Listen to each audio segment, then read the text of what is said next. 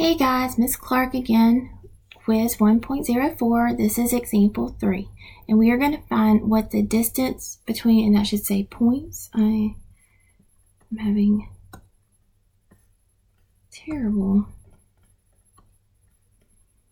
typos. Points. A and C. So A is here, and C is here. And A is at negative 2.5 and C is at positive 4.5. So to find this, we want to take the absolute value of 4.5 minus negative 2.5. We change it to addition, change the sign of the second number,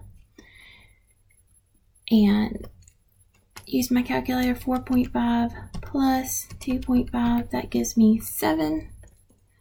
So it's the absolute value of 7, which equals 7. And that was example 3.